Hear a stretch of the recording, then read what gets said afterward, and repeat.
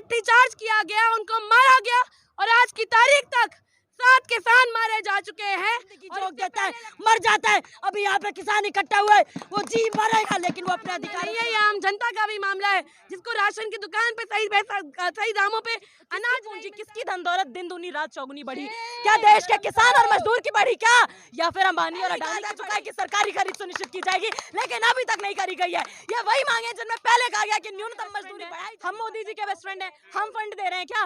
अरे आप साफ सी बात है कि जिसकी लाठी राजधानी दिल्ली में आकर अपनी बात रखे जाने से इस कदर रोका गया कि बॉर्डर पर कीलें लगाई गई, टीयर गैस छोड़े गए, इस तरीके से मारा गया। 7 किसान। नमस्कार, मैं राहुल राज। 2024 जनता लाइव सर्वे।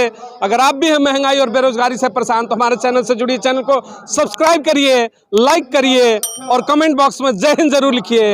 इतना करने से वाकई में आप जेल नहीं जाएंगे, लेकिन हर मुद्दा आपके दरवाजे तक पहुंचेगा। एमएसपी की मांग को लेकर के दिल्ली के रामलीला मैदान में इस समय किसान संगठन का बड़ा प्रदर्शन चल रहा है। जिस तरीके से संगू बॉर्डर की लगातार तस्वीरें आपने देखी होंगी, बैरिकेड लगाए, लेकिन आज दिल्ली में लाखों की संख्या में किसान मौजूद है। समर्थन में छात्र भी उतर चुके हैं। चलिए चर्चा को शुरू करते हैं। आज जो प्रदर्शन है दिल्ली के रामलीला मैदान में एमएसपी को मांग को लेकर, क्या कहेंगे आप लोग? देखिए, ये जो प्रदर्शन है ये आज का नहीं है। आज से कुछ साल पहले भी, कुछ समय पहले भी किसान आए थे और उनके साथ इस देश में एक बहुत बड़ी धोखेबाजी हुई थी। उनको पहले भी बोला गया था आपकी सारी मांगे मान ली जाएंगी, लेकिन नहीं। इन लोगों ने फिर से मजबूर किया है अपने देश के अन्नदाताओं पे, जो पूरे देश का पेट भर रहे हैं, पर अपना पेट भरने के लिए उनकी फसल की कोई खरीद नहीं मिल रही है। यहाँ से हम मांग उठा रहे हैं कि किसानों को ऐसी क्या गैरवाजिब मांग थी जिसके कारण उन पे आंसू गैस के गोले दागे गए, उन्हीं की मदद के लिए बनाए गए ड्रोन से उन पे लाठीचार्ज किया गया, उनको मारा गया और आज की तारीख तक 7 किसान मारे जा चुके हैं।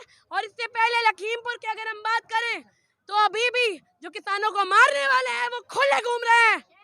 ये कैसा देश है हमारा, जहाँ पे जो देश के लिए, देश का पेट भरने के लिए दाना उगाता है, उसी को खाना नहीं मिलता है, उसी को रोटी नहीं मिलती है, उसी को पैसा नहीं मिलता है। पूरा 24 का चुनाव है, उससे पहले इतना बड़ा प्रदर्शन हो रहा है किसान आंदोलन, इसे चुनाव से जोड़ करके जो समर्थक है वो देख रहे हैं, तो आप लोग इसको क्या लग रहा है कि वाकई में स्टंट है या फिर मांगे जायज है?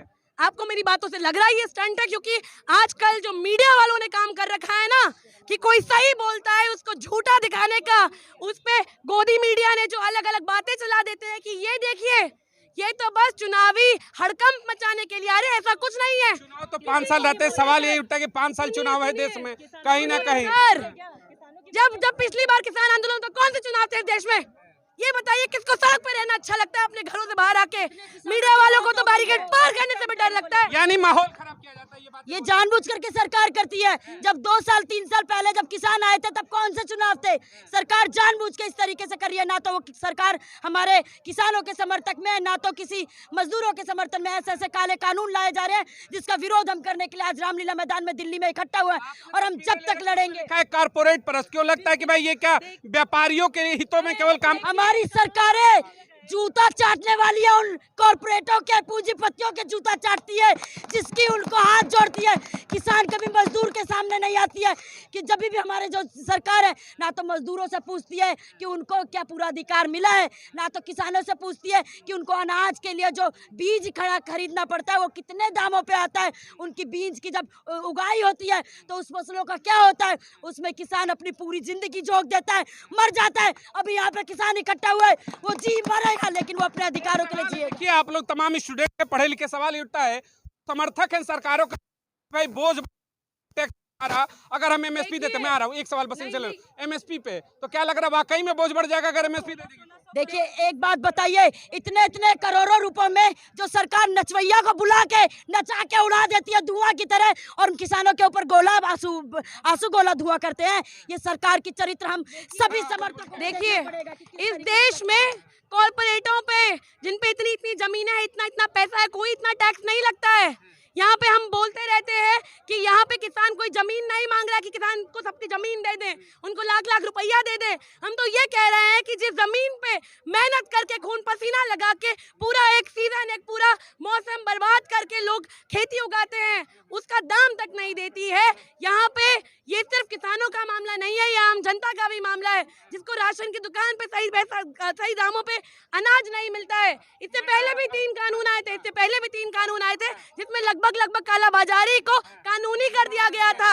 और आप बोल रहे हैं कि उन्होंने कहा कि माफी मांगता हूं भाई, किसानों से गलती हुई, समझ नहीं पाए। नहीं, माफी मांगी, वापस लेना पड़ा ना कानून। तब मीडिया वाले कहाँ थे जो उंगली उठाने आ जाए कि अगर गलत है तो फिर आप लोग पहले क्यों लाए?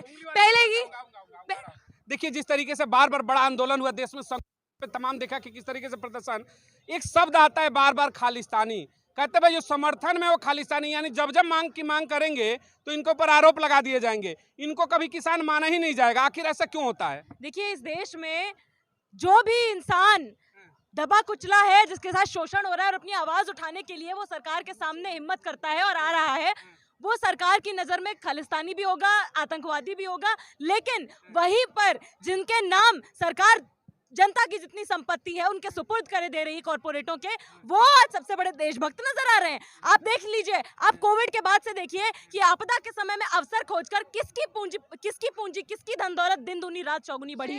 क्या देश के किसान और मजदूर की बढ़ी क्या, या फिर अंबानी और अडानी की बढ़ी?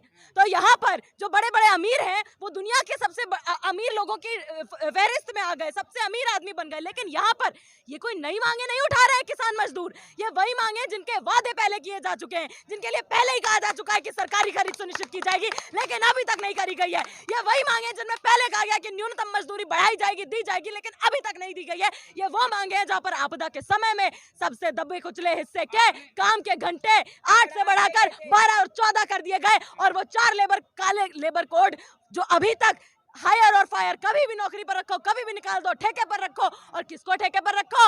आला अफसरों को ठेके पर नहीं रखो, पूंजीपतियों को ठेके पर नहीं रखो। जो सबसे दबा कुचला शोषित हिस्सा है मजदूरों और किसानों का, उसको ठेके पर रखा जा रहा है। क्यों रखा जा रहा है, ये सवाल उठाने के लिए हम यहाँ पर आए हैं। और अगर स्टंट की बात है, आपने कहा कि कारपोरेट घराने की आय दोगुनी हो गई, तमाम जो बिजनेसमैन आज टॉप लेवल पर चले गए, लेकिन देश के प्रधानमंत्री मंचों से कहते हैं कि भाई हम तो आय दोगुनी कर दी हमने किसानों के। उनका एक वादा 2022 तक आय दोगुनी। बताइए सर, आपके पास इतना मौका तक नहीं है मीडिया में होते हुए कि जो प्रधानमंत्री ये बयान कर रहे हैं उनसे उल्टा सवाल पूछ पाए, क्योंकि आम जनता तो आपके एक्सेस में, आप आइए पूछिए, हम ही लोगों को कटघरे में खड़ा कर दीजिए जो शोषित है और जो शोषण करता है उसका एक इंटरव्यू नहीं ले पाता है कोई। वो पहले से डिजाइन इंटरव्यू होते हैं जहाँ पे पूछा जाता है कि आप कितने घंटे सोते हैं, कितना योगा करते हैं, मशरूम खाने पे क्या होता है आपके साथ। ये तो पूछने के लिए बहुत खाली फोकट का समय है। कोई जनता के पास आके पूछे कि क्या आपको राशन मिल रहा है, क्या इसी दिल्ली जो राजधानी है यहाँ टैंकरों से पानी आता है मजदूरों की बस्तियों में, ये तो कोई पूछेगा नहीं। मोदी को परवाह नहीं है देश के किसानों, नहीं, मीडिया वालों को भी परवाह नहीं है इस देश में। बात कर रहे हैं आप, मीडिया वालों को परवाह नहीं है, क्योंकि उनको पता है कि यही पूंजीपति जिनकी यहाँ पे लोग बुराई करेंगे, जिनकी फैक्ट्रियों में शोषण होगा, यही पूंजीपति इन मीडिया घरों को पैसा देते हैं। तो कैसे सवाल कि जो आज का मौजूदा दौर है उसमें किसानों नौजवानों की ना सुनकर के कारपोरेट घराने की सुनी जा रही है। अब एक बात बताइए, क्या हम सरकार के बेस्ट फ्रेंड हैं? हम मोदी जी के बेस्ट फ्रेंड हैं? हम फंड दे रहे हैं क्या? अरे आप, साफ सी बात है कि जिसकी लाठी उसकी भैंस। हमें पता है कि जिससे पैसा आ रहा है, जिससे यारी दोस्ती निभानी है सरकार को, उसी के हित में, उसी के इलेक्टोरल बॉन्ड की तरफ है क्या, उसी के अच्छे दिन लाए जा रहे हैं। वरना एक बात बताइए, यहाँ किसी को शौक चढ़ा है क्या कि अपनी दिहाड़ी छोड़कर, अपने घर पे बीवी बच्चे छोड़कर, अपने काम धंधे छोड़कर यहाँ पर आए और अपनी आवाज उठाएं? एक बात बताइए, कहा जाता है कि जलियांवाला बाग में अंग्रेजों ने देश की भोली जनता पर गोलियां चलाई, मार दिया। आप एक बात बताइए, हमारा संविधान अगर कहता है कि हमारे पास बुनियादी अधिकार है कि हम लोग शांतिपूर्ण तरीके से अपनी आवाज उठा सकते हैं, शांतिपूर्ण प्रदर्शन कर सकते हैं, हम अपनी मांगों को लेकर अपनी बात रख सकते हैं, तो क्यों देश के किसानों को उनकी राजधानी दिल्ली में आकर अपनी बात रखे जाने से इस कदर रोका गया कि बॉर्डर पर कीलें लगाई गई, टीयर गैस छोड़े गए, इस तरीके से मारा गया। 7 किसान मारे जा चुके हैं इस बार। मैं आ रहा हूँ मैडम, आ रहा हूँ आपके पास। एक सीधा सा, आप लगातार तमाम मुद्दों पर अपनी आवाज उठाती हैं, आप लोग, सीधा सवाल है, किसानों के लिए कुछ नहीं हुआ, नौजवानों के लिए कुछ नहीं, आपने कहा मानते हैं, महिला के लिए आपको लग रहा है कि मोदी ने क्या कहा, संसद भेजेंगे महिलाओं को 30% का जिस तरीके से आरक्षण। दिल्ली में पहलवान बैठे थे, ऐसी कोई आम महिलाएं नहीं, देश के लिए अंतर्राष्ट्रीय